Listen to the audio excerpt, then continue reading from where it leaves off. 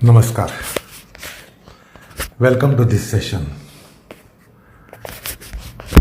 We are dealing with Pranayam Sutra, and today we are going to conclude the Pranayam Sutra. Pranayam, Prana. What is this Prana is an important inquiry at some stage. Because Shvasayam has to become Pranayam. And the concept of Pran was earlier discussed in the topic of Panchakoshas, Pranamaya Kosha. So one needs to go back and revisit that site of Pran discussed in one of the earlier sessions during discussion of Pranamaya Kosha. But today, as we are dealing with the Pranayam Sutra, we will have to brief ourselves once again with it, and of course this will be done very briefly. Basically, the Swasayam itself has become Pranayam in our times. And Pranayam means Shvasayam is also a concept which is very much prevalent in our times, but that is absolutely unjustifiable. The Prana is not Shvaasa, and therefore in vernacular languages the description of death comes in words such as Pran has gone and Shvasayam has stopped. So with respect to breathing, it is clearly understood that the breathing stops on the point of death. But it is not prana that stops. The prana is gone. It goes elsewhere. That means the prana is something that can be in travel, because pran gone, the word go gone has something to do with some movement and traveling. So there is a prayana, there is gamanam, there is deshantaram with respect to prana, while in case of shvasa, shvasanam, breathing stops. So therefore, there is definitely that understanding in the people in Bharatavarsha that there is some kind of esoteric force which is the life force. It goes, it doesn't die. Breath starts and breath stops. Prana comes and prana goes. And therefore prana, as you may be aware, it's called Vishwa Chaitanya Shakti. Vishwa means cosmic. Chaitanya means consciousness. And it's a power. It's a power which is referred to as Vishwa Chaitanya Shakti in Yoga Shastra. Anyway, the Pran, which is not known to any body science of the world except in oriental mindset. Now this prana is only to be explored in our earlier texts, Vedas, Vedanta, Veda Shastra, Arya Shastras, Shastras of Aryavarta, Bharatavarsha. It is only there you find description of prana. And prana has been very liberally praised and for all justifiable reason, and no praise is enough for this marvelous prana shakti. So I recall Atharva Veda quite prominently in 11.4.1, where the Rishi, the seer of Atharva Veda, he composes a hymn, or he is said to have intuitively inspired by a hymn which has meaning as follows. The whole universe is under Vasha. Vasha means control of prana. Prana controls the entire creation. And for all the Bhutamatras, the living beings, it is almost equal to Ishvara. It is almost equal to Almighty. It is almost equal to divinity. And entire creation is established in prana. Now, it is worth making a note when the seer says that entire universe is pranavasha, under the governorship or governance of prana. Now we tend to classify the whole universe in two classes, namely animate, inanimate. We can understand that there is a prana shakti in all animate creation, but we don't understand, or we do not deduce or extrapolate any prana shakti in non-living matter. Very strangely, we should understand that we believe that there is no life in inanimate class of creation. So we call it inert class of creation, achit or jada. So we make a reference to some certain things in the universe as achit and jada and unconscious, insentient, non-living. But very strangely, although those things are said to be non-living, they have a lifespan. They have a lifespan. A stone, a rock, a boulder, metal, piece of metal, we say there is no life. But then we say they have a life. This is the paradox. And that's the irony, that we think that there is no life, but yet we say they have a life. They have a life in the sense they have a lifespan. So that's the strange thing that we come across in the world, and we don't bother to investigate into it. If it is lifeless, how can you say it has a life? A boulder, stone, metal might be having a long life of some thousands of years, 10,000s of years. But yet we say that they have a lifespan. Now if there is no life, how can there be a lifespan? Yet, that's the paradox. Anyway, so Atharva Veda, the seer, says that the entire creation is pranavasha. So that is what the prana is.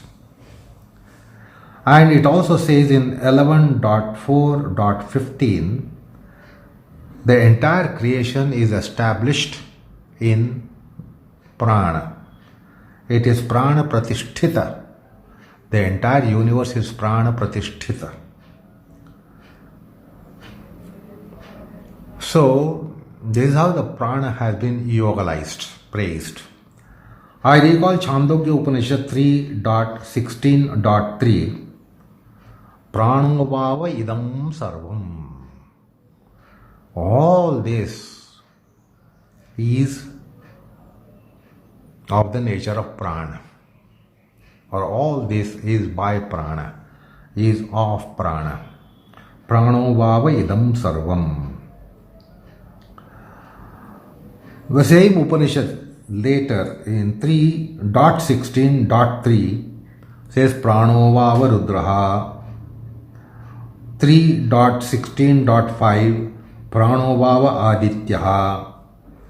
Same passage later, rather earlier, 3.16.3 says Prano vava rudraha, and then Prano vava vasavaha. This is 3.16.1. So Vasu, Rudra, Aditya are classes of deities, and the prana is said to be Vasu, Rudra, Aditya. That means entire clan of celestial beings.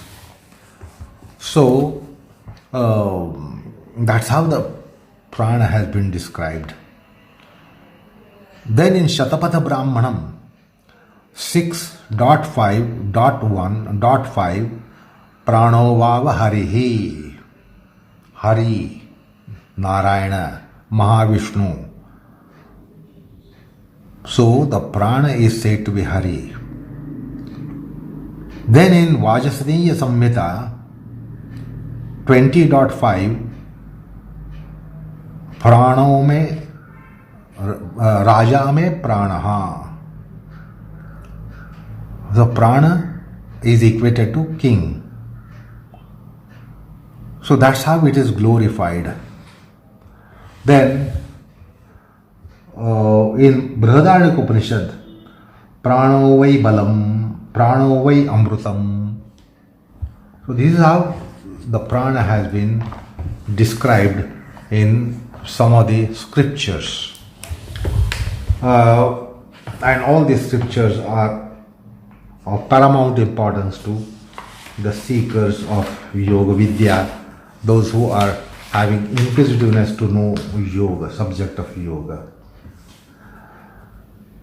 Then the Chandogya Upanishad and Brihadaranyaka Upanishad declare prana as Jeshtha and Shreyashtha. Jeshtha means senior most, and Shreyashtha means greatest. So the two Upanishads, Chandogya in 5.1.1 and Brihadaranyaka Upanishad in 6.1.1, it describes prana as Jeshtha and Shreyashtha. Chandogya Upanishad, I recall, in 7.15.1, Pranoha Pita, Prano Mata, Prano Bhrata, Prana Swasa, Prana Acharya, Prano Brahmana. So this is how the prana has been yogalized in Upanishads. Then we come to interesting passage in Kaushitaki Brahmana Upanishad. Fascinating passage there, which is called Nishreyasa Mimamsa. Nishreyasa. Nishreyasa means supreme good, absolute good. Now, we on the mundane plane can never have taste of supreme good and absolute good. Our good is always relative. Our good is always relative. So, relatively everything is good, and that's what we mortals can get. As long as we are mortals, we will be only able to get relative good in our life. We will never get absolute good in our life. So what is absolute good, absolutely great is a matter of inquiry to seekers in Upanishads. So Kaushitaki Brahmana Upanishad has a wonderful passage, and the gist of it is as follows. Once the Devatas have this inquiry, who is really the greatest and supreme most? Because each one at the back of the mind thinks that I am the supreme, I am the great. These devatas, the celestial forces, have that dream within themselves that I am the supremest, I am the greatest. And that is why they think of debating on this and then ascertain as to who is really Jeshtha, Shreyashtha, who is really supreme, who is really great.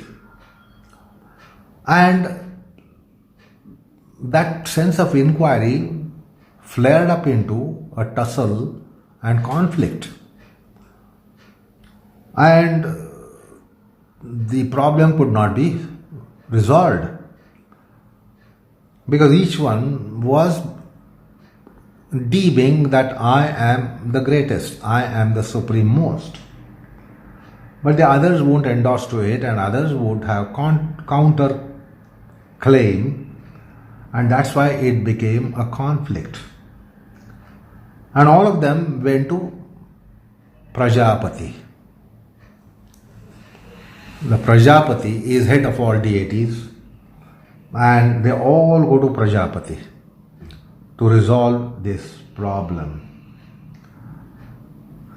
So they make him arbitrator, and they ask him, please tell us who and what is really supreme and great. Who is really Nishreyasa, the greatest. Now Prajapati understand that it is not just an inquiry, it is a conflict. And he therefore thinks that if I try to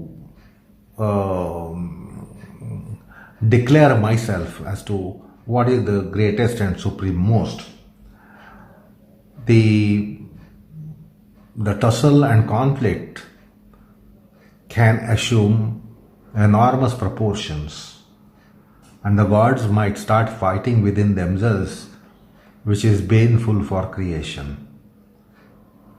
So diplomatically he tells them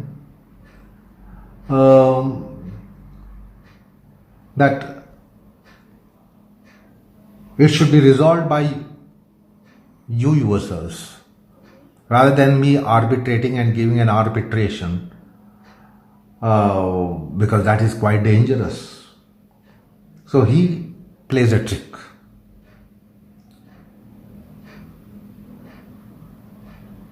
He says, if you resolve yourself, there will be end of all conflicts. If somebody resolves your problem, the conflict can flare up. So he says, I will tell you how to do and what to do. And then you will have your own problem solved by yourself. So he says, each one of you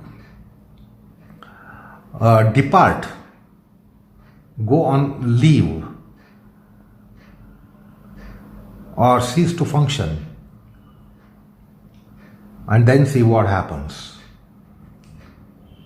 So, human embodiment as microcosm, as you have heard this often, each of the devata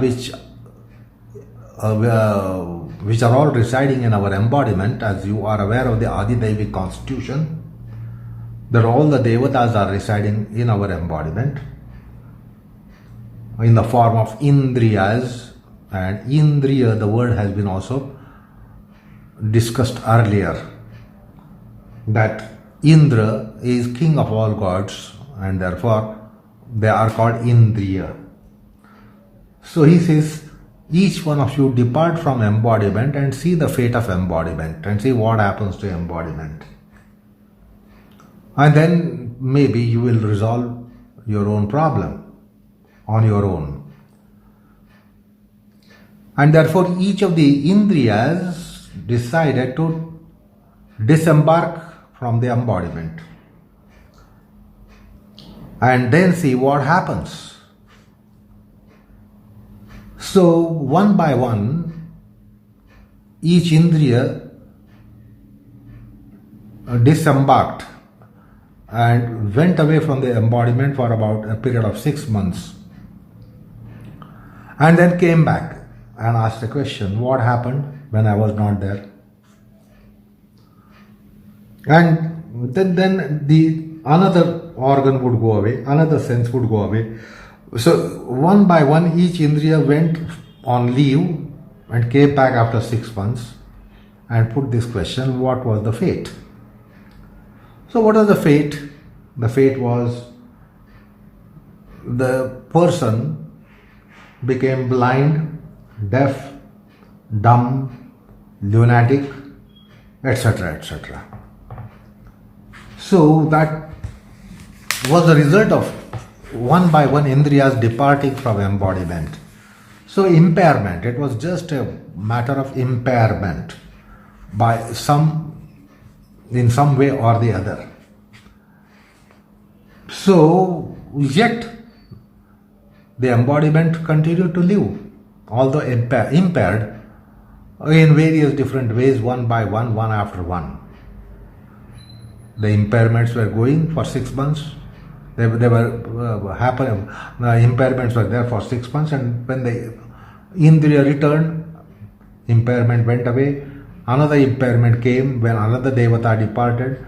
For 6 months, impaired condition. When the devata returned, it was retrieved, revived, and another devata would depart. And this happened. So one by one devatas went away, but yet in some impaired condition the embodiment continued. Now final turn came of prana. So it was the turn of prana to depart, and when it was so decided that the prana will go away for 6 months, just the idea that prana is going, all the senses, all the devatas got a feeling that they are being uprooted.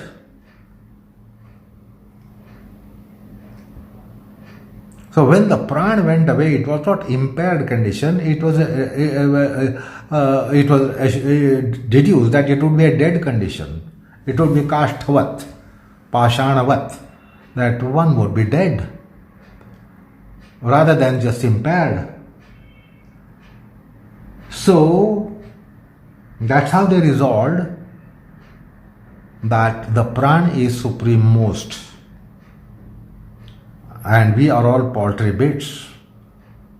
The creation can continue without us, of course with some impaired condition, but when the prana goes, everything goes away, and therefore they had their own revelation, and they themselves by consensus declared that the prana is the greatest, supreme most. Shreyastha, Jeshtha, it was all conferred on prana, and the conflict was resolved by themselves. So that's how an interesting passage comes in that Jeshtha Brahmana Upanishad, and which declares that the prana is the supreme most force. It is because of prana everything evolves. It's not only that prana means everything stays, but by prana everything evolves.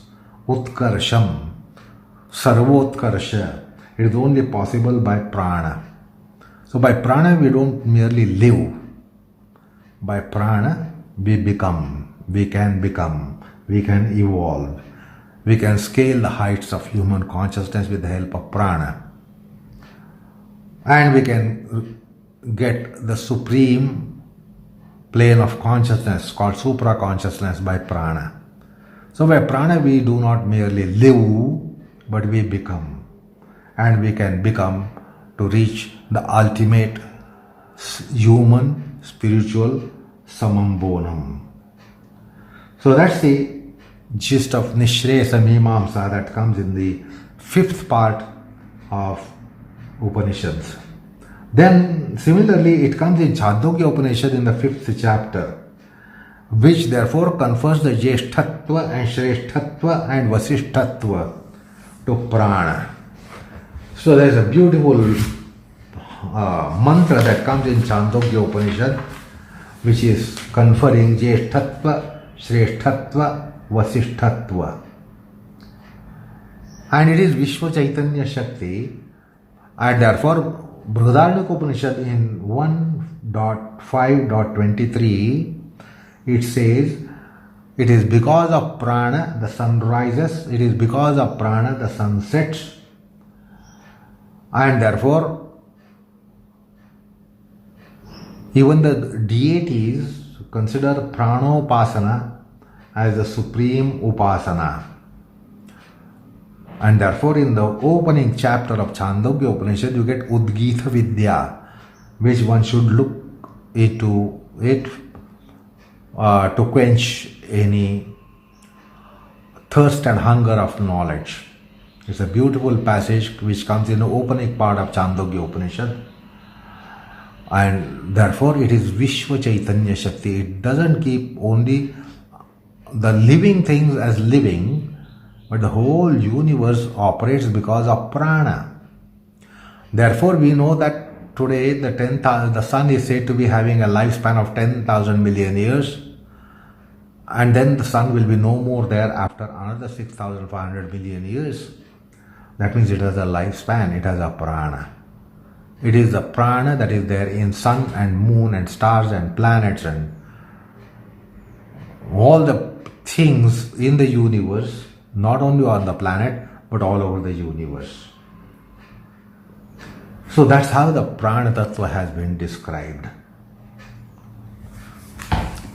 Then we embark upon another moot point here, that if prana is a principle, why is it that the Sankhyas, who are known to be numbering principles, counting principles, numbering them, why is it the Sankhyas don't count?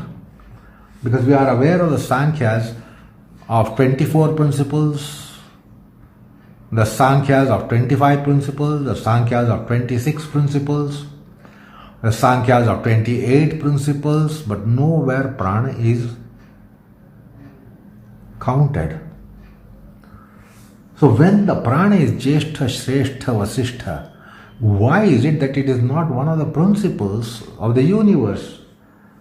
And the Sankhyas who count it, all these principles, and whereby they are called Samkhya, why the prana is not counted?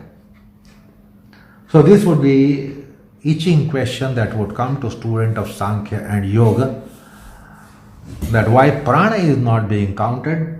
Pradhana, Mahat, Ahankar, Tanmatra, Panchamahabhuta, Ekadasha Indriya, they are all counted. But why is it that prana is not counted? So the 24 principles of Prakriti are Pradhan, Mahat, Ahankar. These are 1, 2, 3. Then 4 to 8 Panchatanmatra, 9 to 12 are Panchamahabhuta.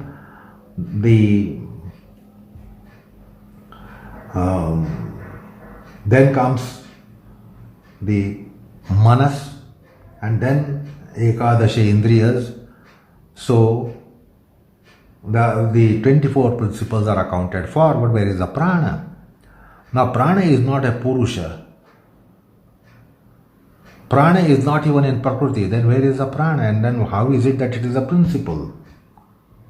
So this question has been answered in Vedanta. And therefore the wisdom of the Lord, the people of earlier generations did not have this question coming to their minds as to why prana is not counted in principles. So let us try to enumerate the principles of Sankhya. Number 1, Mula Prakriti or Pradhana. The 2, Mahat or Buddhi. The 3rd, Ahankar. The 4th, Shabda Tanmatra. Then Sparsha Tanmatra. 6th, Rupa Tanmatra. 7th, Rasa Tanmatra. 8th, Gandha Tanmatra. 9th, Akash Tanmatra. Akash Mahabhuta. The 10th, Vayu Mahabhuta. 11th, Tej Mahabhuta. 12th, Apa Mahabhuta. And then 13th, Prithvi Mahabhuta. And then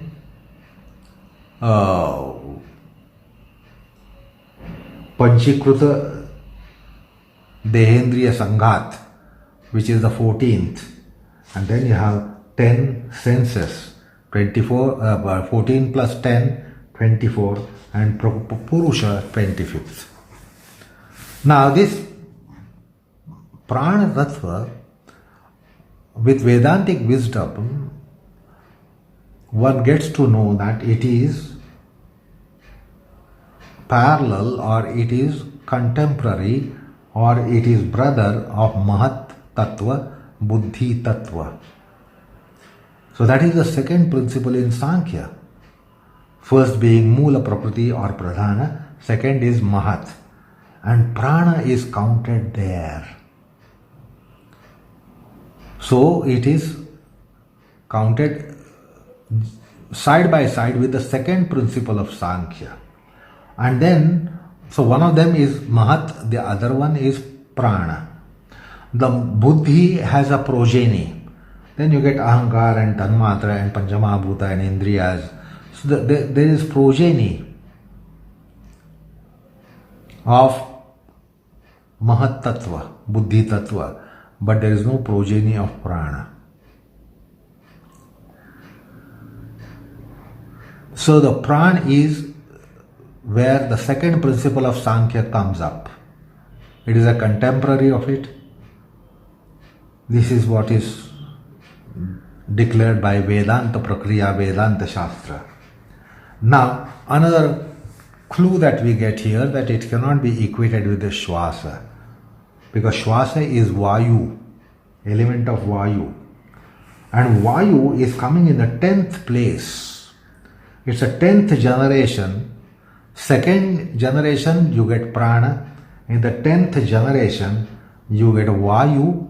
So there is a gap of 9 generations between Prana and Vayu, and therefore Prana cannot be Shvasa and Shvasa cannot be Prana.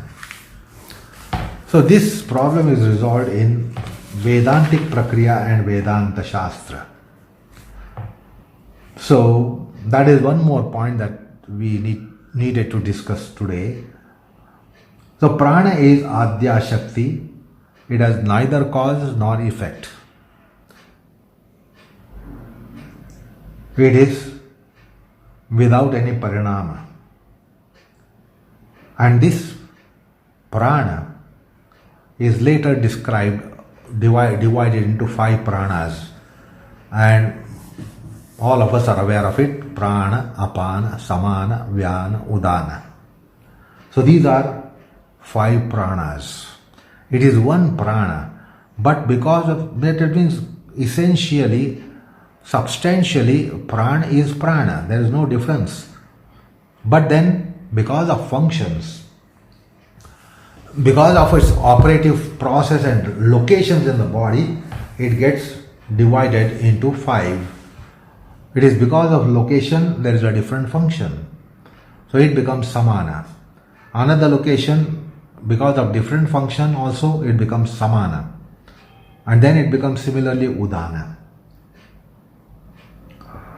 So prana, apana, vyano, dana, samana, the 5 pranas are substantially one and the same, but because of their location, where they have locus and where they function and kinds of functions they carry out, they get divided into 5. Then the first of the 5 is prana. The whole group of 5 is also called prana, and they are called Panchamaha Pranas. 5 great pranas, and one of them is prana. The first of them is called prana. Now this prana, the first of the 5, has upapranas. And they are also named as Naga, Kurma, Krukara, Devadatta, Dhananjaya. So these are all upapranas of only first prana. It is not to be conceived that Apana has a upaprana, Samana has a upaprana, Udana has a upaprana, and Vyana has a upaprana. Because as I said, essentially, quintessentially and substantially, it is one substance. 5 nomenclatures given because of their functions and loci in the embodiment. So the 5 upapranas are first of the 5 pranas. This is an important information for all the students of yoga. More importantly, we all know that this is pranayam. What we are discussing is pranayam, but in fact, the pranayam that we refer to as pranayam is actually upapranayam. This clarification comes from Brahma Vidyopanishad. Because Brahma Vidyopanishad declares that Pancha Mahapranas work behind karmendriyas. Motor organs and cognitive organs are motivated, energized and functional because of Pancha Mahapranas. So, Pancha Mahapranas are referred to as Karmendriya Shakti.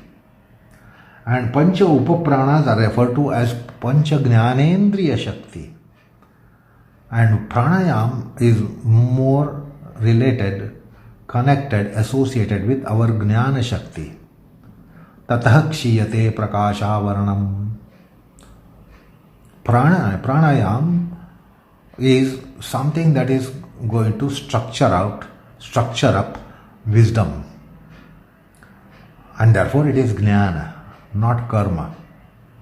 And therefore it is important declaration that upapranas are Jnanendriya Shakti.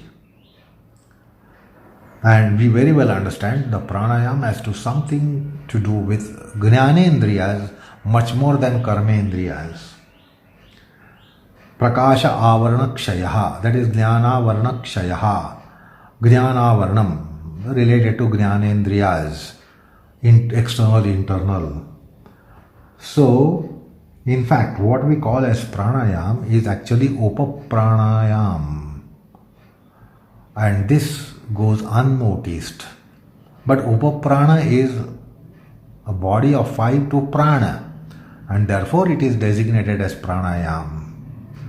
So this detail information is so important at some stage when we pursue the pranayam pedantically. So with that, we are concluding the topic of pranayam, the 4th limb of yoga. And now this opens out the inquiry to go to the 5th limb, namely pratyahara. That we will take up in our next session. So enough for the time being. Namaskar all of you.